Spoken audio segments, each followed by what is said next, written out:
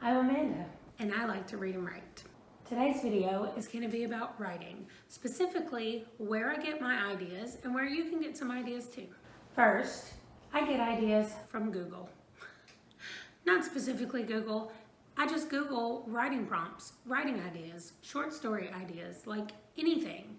You just type it in Google and you will get so many results. But that's not the only way.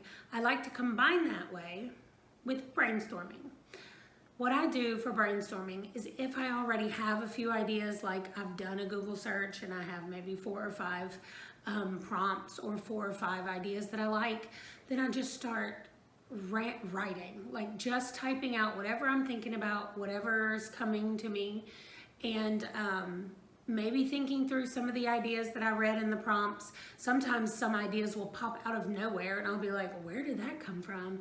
It doesn't matter, it's an idea, I write it down. And so that's just giant brainstorming, and I usually do that like once a week. And honestly, it's on the days when I am tired. Like Thursdays seem to be the day that I just don't want to do anything, which is so weird. Thursday is such a random day, but that is the day that I sleep later in the morning, and then I come downstairs and I don't have a writing assignment for that day. I just write whatever I want to write. Maybe there's something I've been thinking about for the week and I just want to expand on that and see if it comes to anything, and so I just brainstorm. It's probably closer to stream of consciousness writing, but I call it brainstorming because something always comes out, some little nugget of a story idea. The third way is people watching. And I know over the last year, when a lot of us have been stuck inside our houses, we haven't been able to just observe people as much anymore, unless you're the creepy neighbor that is watching all of the people around your neighborhood. And as I say that, just this morning in this window behind me, I saw one of my neighbors walk by and I was like, what are they doing? And I was like watching, and I thought, oh, I'm becoming the crazy lady who watches their neighbors in their yard. But it's a good way to get ideas. So when you go out, just watch other people. Just watch what they're doing and tell yourself a story about what they're doing. Why are they there? Are they alone? Why are they alone? Are they with someone or maybe waiting for someone? And then decide, why are they waiting for someone? Who are they? What are their life goals? What are they trying to do? You can make up anything you want. You just have to sit and think and watch. Numbers 4 and 5 kind of go together. Number 4 is books.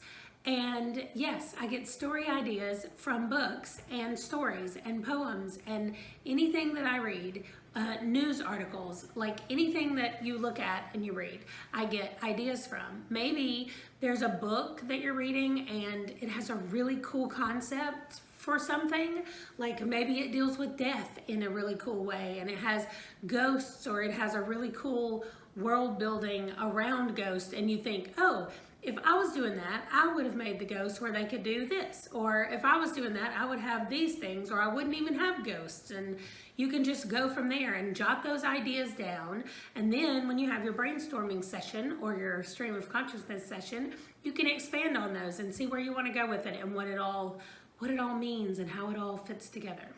Like I said, number 5 kind of goes with that. It's TV shows and movies and podcasts and videos on YouTube. Like, I get ideas from everywhere. You can be doing the same thing as you do when you're reading.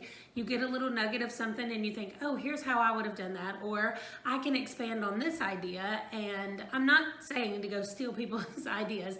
I'm just saying to use them as a jumping off point to develop your own thing and give you some ideas before you start brainstorming and writing out your stories. And lastly, I just want to say everything is an idea. And while that is true, I know it's not very helpful when you're trying to come up with an idea and someone gives you the advice that everything is an idea. But I would encourage you to ask your friends and family. When I first put this down, friends and family, as an option, I thought that's not something that I actually do. But then I started thinking it is something that I did when I was a kid. I would go into the living room where my parents usually were, and I would say, somebody give me some words, give me some topics. And like my mother might say unicorns, and then maybe my daddy or my brother would say like jumping, I don't know, I just made that up. Anyway, or pets, they would say pets. And then I would go back and write a story about a pet unicorn or something.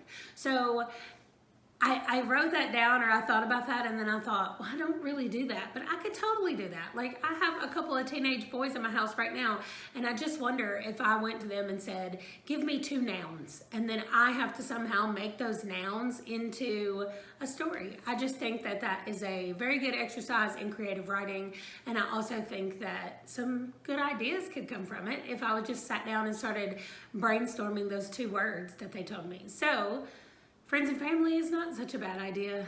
Okay, that's all I have for you today. I hope that you got some good ideas and that you can get some good stories out of this. And if you do, I would really like to hear about it. And I would like to hear about how you get your writing ideas. So leave a comment below, and I'll be back next week with some books that I read. Bye, guys.